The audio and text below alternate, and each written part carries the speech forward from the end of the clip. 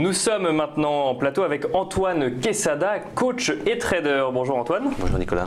Alors on va parler ce matin, de ce qui se passe en Allemagne avec le DAX, on va parler du CAC 40 également et on commence tout de suite donc avec le DAX et avec votre analyse ou en tout cas votre technique d'analyse. On commence par le mensuel, après l'hebdomadaire et après le journalier. Donc tout de suite on va regarder un peu ce qui se passe sur le mensuel. Absolument. Donc effectivement, voilà le graphique donc, en mensuel.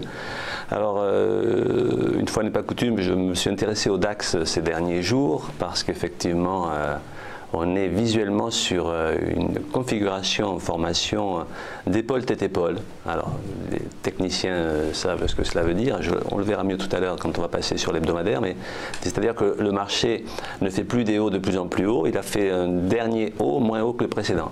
Et là, on commence à sentir de l'hésitation. Alors il est vrai que quand on suit un petit peu les événements économiques, on sent bien que l'Allemagne peut potentiellement être une des grandes victimes de la guerre commerciale qui se joue avec les États-Unis. Et effectivement, les derniers mouvements à la baisse sur le DAX laissent à penser que ça pourrait prendre une ampleur plus importante si ce que je suis en train de voir là venait à se confirmer, à se valider.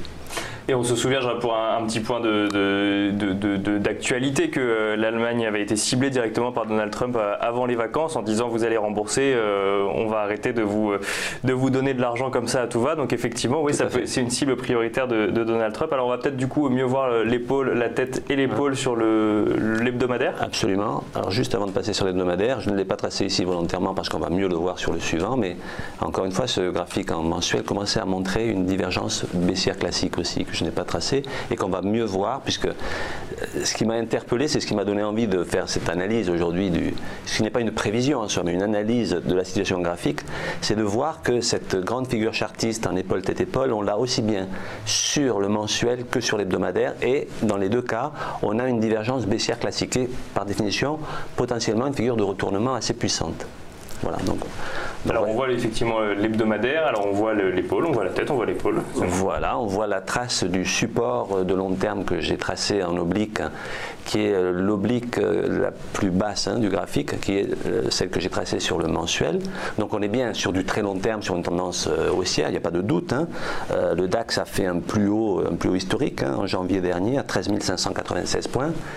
Alors depuis ce moment-là, évidemment, il a retracé, donc il est revenu sur ses pas, et sous l'influence d'une divergence baissière classique. Encore une fois, vous savez que c'est un des fers de lance de mes techniques de formation, et c'est aussi la valeur ajoutée lorsque je fais une formation avec une vraie méthode aboutie. Et donc cette divergence baissière classique est très très franche ici, en ce sens que pour les techniciens, si on regarde l'indicateur stochastique, mais aussi le RSI, puisque les deux font la même divergence, c'est-à-dire un segment qui descend sur les sommets de l'indicateur, des deux indicateurs ici, et un segment qui monte au contraire au-dessus du cours. C'est-à-dire que les cours ont fait un plus haut lorsqu'ils sont allés battre leur record en quelque sorte. En revanche, les indicateurs techniques n'ont pas suivi, comme si cette hausse était un pur excès. Et vous savez que les marchés ont tendance à corriger évidemment les excès, et c'est ce qui, dans un premier temps, a commencé à se faire. Donc, le marché a retracé. Il est venu se poser sur la zone autour des 11 800 points, qui est le premier bas que l'on voit qui a touché ce support bleu que j'ai tracé ici, qui va être ce qu'on va appeler la ligne de coup d'une figure en épaule tête épaule, c'est-à-dire un sommet central plus haut que le précédent, et un deuxième sommet, donc correspondant à la deuxième épaule physique, puisque les figures chartistes ont pris souvent le nom des apparences qu'elles donnaient. Qu'elle donnait tout simplement. Donc le marché a rebondi donc sur ce support que j'ai tracé ici. Et évidemment, tout va se jouer sur la cassure ou la non-cassure de ce support, le support en bleu. Et évidemment, la cassure de ce support en bleu, alors qu'à l'heure actuelle, la fameuse ligne, la ligne de coup, elle se situe aujourd'hui à 11 500. Je ne vois pas bien ici, presque à 11 600, 579, voilà, c'est ça. En clair, le marché, encore une fois, on est en hebdomadaire, donc c'est une figure de très long terme ici, chaque bougie dure une semaine. Donc, mais elle est en train de se construire au fil du temps. Et encore une fois, la puissance peut-être de cette figure, si elle venait à se valider, liée au fait qu'on a la même configuration sur le mensuel, pourrait devenir un retournement de grande ampleur si elle se validait. Encore une fois, pour qu'elle se valide, il faut qu'elle casse cette ligne de coup. ça peut mettre plusieurs semaines, ou alors ne jamais se produire. C'est-à-dire que cette ligne de coût ici, pour le moment, ça reste un support. C'est-à-dire que le marché qui a cassé une autre oblique que j'ai tracée de plus court terme ici, qui est l'oblique noire que vous avez au-dessus, donc qui vient toucher les cours, et sur laquelle hier, donc en faisant l'analyse, le marché a cassé, en tout cas tenté de casser, il l'a franchi, et je pense qu'on se situe encore dans ces niveaux-là, le seuil psychologique des 12 000 points.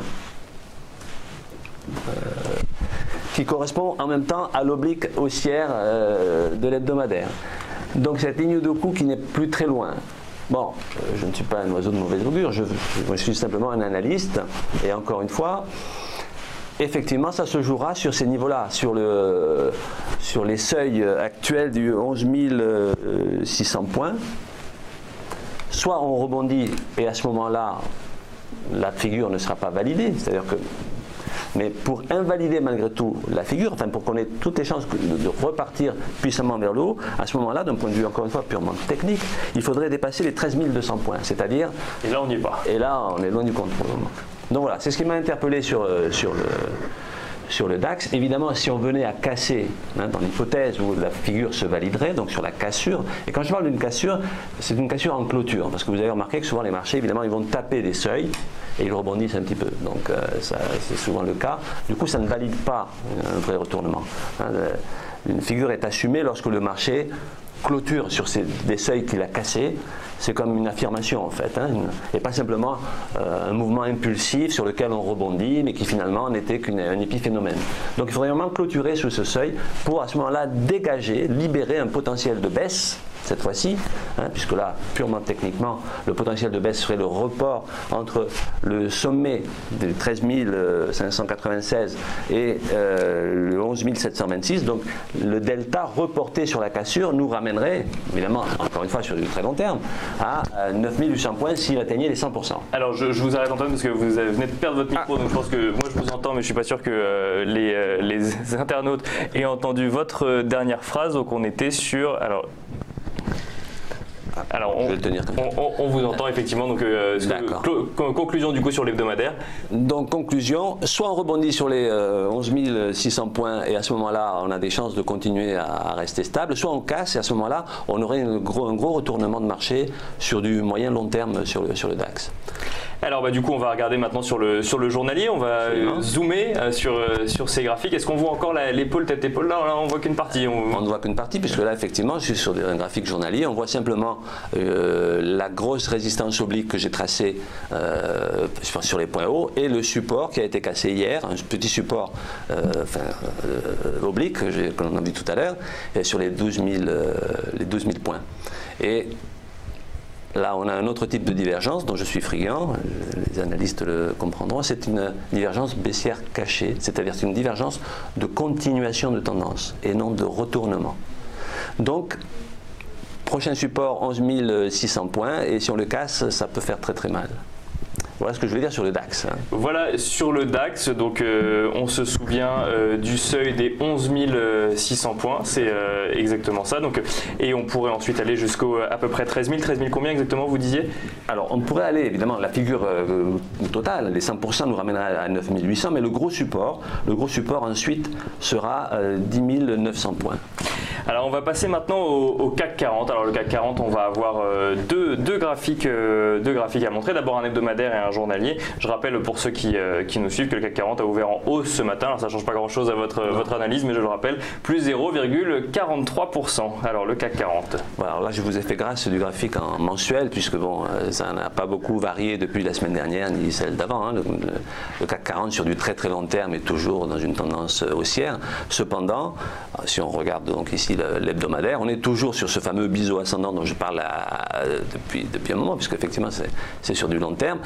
On était au milieu du gué déjà la semaine dernière, et on va le voir plus précisément peut-être tout à l'heure sur le journalier.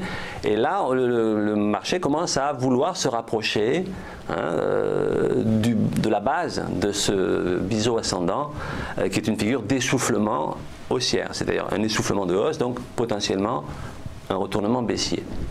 Donc voilà, pour l'hebdo, on va mieux voir sur le journalier. Voir cet essoufflement, voilà. Effectivement, c'est presque droit, il y a un canal là. Voilà, alors là, vous avez exactement le même graphique que je vous ai présenté la semaine dernière, oui. Mais évidemment avec l'évolution qui s'en est suivie, puisque la semaine dernière, on était sur les niveaux de 5500 points, où seuil de Fibonacci que l'on avait tapé, c'est ce que j'évoquais même la semaine dernière sur les 5511 points. Et là aussi, on était dans un range, hein, le marché faisait du yo-yo, hein, comme je vous l'ai dit. Et effectivement, on est venu maintenant taper le bas du range. Et le bas du range, c'est les 5250, 5240, sur lesquels, effectivement, on a souvent eu tendance à rebondir, mais où là, il serait très impactant que l'on casse. Donc là c'est pareil, ça peut rebondir encore, puisque effectivement les marchés rebondissent aujourd'hui, mais enfin, ça reste encore du très court terme et ça n'est pas significatif. Si le DAX et le CAC continuaient à ressentir une petite angoisse, et effectivement quelques messages d'outre-Atlantique peuvent faire changer la phase. Qui peuvent tomber à tout moment d'ailleurs. Qui peuvent tomber à tout moment. C'est d'ailleurs ce qui rend les marchés difficiles à cerner, même en intraday, parce que c'est quand même très hésitant et on sent qu'il y a une fébrilité liée à des événements que l'on ne maîtrise pas. Donc la cassure ici, si elle se produisait, nous ramènerait sur le gros support en bleu que vous avez là, qui correspond au plus bas que l'on a connu dans le courant de l'année dernière, c'est-à-dire autour des 5000 points. Donc prudence. Donc prudence en fait, tout à fait. Hein. On est beaucoup plus à l'aise pour travailler quand on est à l'intérieur du range en faisant des ventes sur les résistances que sur un seuil où on ne sait pas si la cassure va aboutir. Mais quoi qu'il en soit, il faut attendre une clôture sous ces seuils-là en hebdomadaire pour valider le fait que le marché devrait continuer à descendre. Restez prudent, du coup c'est ce qu'il faut retenir de votre analyse, que ce soit sur le DAX ou sur le CAC 40. Merci beaucoup Antoine Quesada, je rappelle que vous êtes donc coach et trader.